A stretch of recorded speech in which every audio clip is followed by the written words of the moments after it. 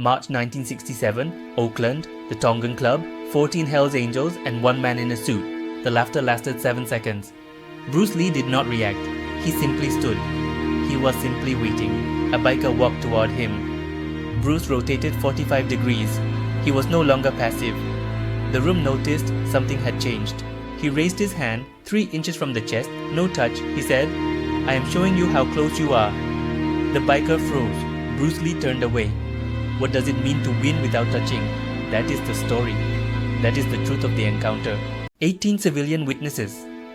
They did not know each other, but they all described the same thing. 3 inches. And a silence that felt like an hour. The bartender, Sione, remembered him 40 years later. He said Bruce stood at the bar with his jacket on. He did not loosen his tie. He held the water glass with both hands and watched the room. What unsettled the witnesses was the biker's face. He was not afraid. He was confused, looking at the hand and trying to understand what it meant. A greeting from a language he did not speak. James Yim Lee, who was trained to measure such things, later wrote that he had never seen his teacher do this. He had seen him hit things. He had never seen him hold the space and simply refuse to close it. The demonstration was complete, not a technique, a way of occupying space. Part 2 of that story ends here. Bruce Lee died in 1973. The biker was working as a mechanic in San Jose. He sat at the kitchen table for a long time. He said, I never thanked him. He folded the newspaper and placed it in a drawer. It was still there when he died. In 2015, his daughter wrote something he told her. He said, I met a man once who could have killed me. He didn't, and I spent the rest of my life wondering why. She remembered his face, the silence afterward.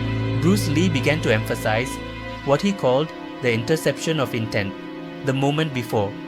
He said, if you win that conversation, you do not need to fight. He was teaching them to end the conversation before it began.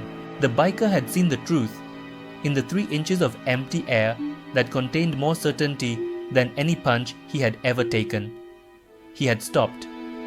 Not because he was defeated, because he was shown. The parking lot is empty tonight. The story remains. Because the world, for a few seconds, stopped laughing. This is that story. Part 3 ends here. Sione's voice, recorded in 2003, is faint. His accent is thick. He says, I think about him sometimes. Not the motorcycle man, the other one. He was so still. I never saw him again. The tape continues for several minutes. He talks about the weather, the price of fish. He does not mention Bruce Lee again. But the stillness is already on the recording. It is in the silence he leaves before each sentence. He did not know, in that moment, that the room would remember him. He did not know that a seamstress would carry his stillness to her grave. He simply stood. And the world, for a few seconds, stopped laughing. The parking lot is empty tonight. The weeds are still. Somewhere, in a box in Honolulu, a cassette tape waits, and the silence is still there, waiting for the man in the suit to finish his water and turn toward the door. That silence is the story. Everything else is just memory. This is that story. Part 4 ends here. James Yim Lee died in 1972. His journals were donated to a university archive in 2001. They contain 4 pages describing the evening, the only written account from anyone present.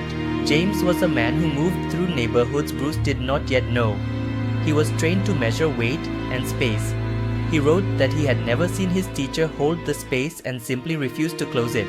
18 civilian witnesses were named. One, a seamstress, lived until 2020. She was 93 years old. Her family found a handwritten note in her apartment after her death. It said, I never forgot the Chinese man at the bar. She did not mention Bruce Lee by name. She did not need to. She wrote, I have never seen anyone that still since. The memory had survived for 53 years in the mind of a woman who simply saw a man holding a glass of water. The records are preserved. The memory is documented.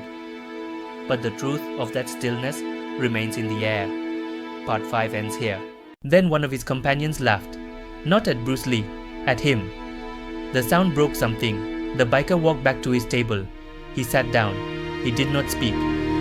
His whiskey remained on the bar, unfilled, unfinished.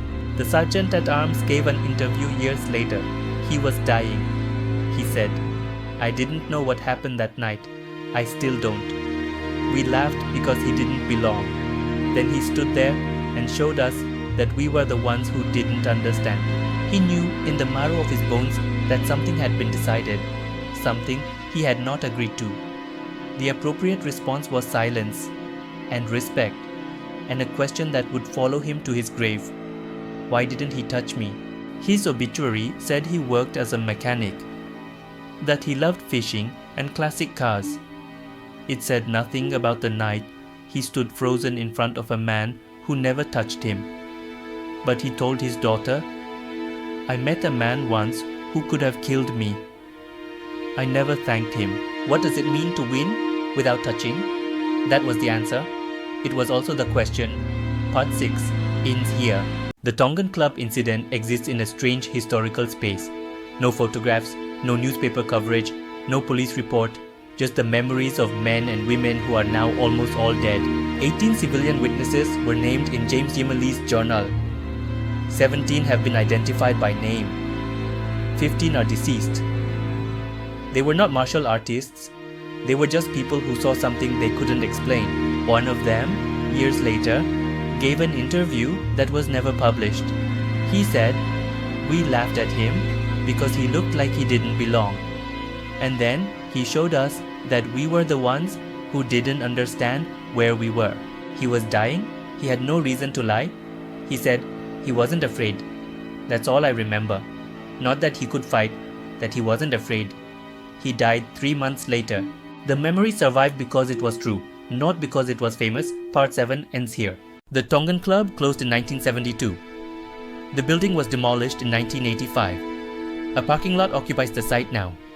But Sion, the bartender, lived until 2009. He carried the room with him. In his oral history, recorded 6 years before his death, Sione was asked about the night the Chinese man faced the Hells Angels. He said, "I saw a lot of things in that room. Fights, arrests, men who should have died and didn't." He said, "That night was different. Nobody touched anybody, nobody bled. But I still think about it, because the big man sat at that table for another hour. He didn't talk, he didn't drink, he just sat there." Sione said, his friends didn't ask him what happened, they already knew. They had seen the same thing he had, the truth of the encounter, and they had no words for it. The room is gone, the witnesses are gone, but the stillness Sion saw remains on that cassette tape.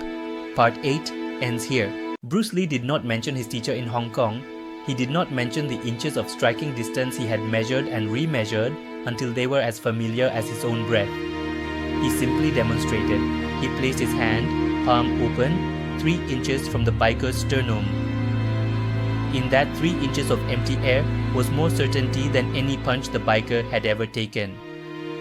It was the assertion that contact would occur at Bruce's choosing. In a 1971 interview, Lee said the goal was not to defeat the other man. The goal was to reveal the truth of the encounter. He said, if he sees that truth, he will stop. If he does not see it, no amount of striking will make him see. The biker had seen the truth. He stopped not because he was defeated, but because he was shown. Bruce Lee had turned the potential for violence into a revelation. He revealed the distance, and the distance was absolute. The strike was not necessary. The truth had already landed. Part 9 ends here. The parking lot is empty tonight, but on certain evenings it is possible to stand there and imagine the room that once stood, the smoke, the jukebox needle skipping, and a man in a suit watching the door. He was 26 years old. He had not yet become the dragon. He was still becoming. And in that room, he demonstrated something that none of the witnesses could fully articulate. A way of occupying space. The world, for a few seconds, stopped laughing. He simply stood, and that silence lasted 48 years. Sayona the bartender said, I think about him sometimes. He was so still. I never saw him again. The biker died with the question in his drawer. The seamstress carried the stillness to her grave. And the tape in Honolulu continues to spin. That silence is the story. Everything else is just memory. This is that story. It has no morale. It has only the image of a man holding a glass of water, waiting. Part 10 ends here. The story is complete.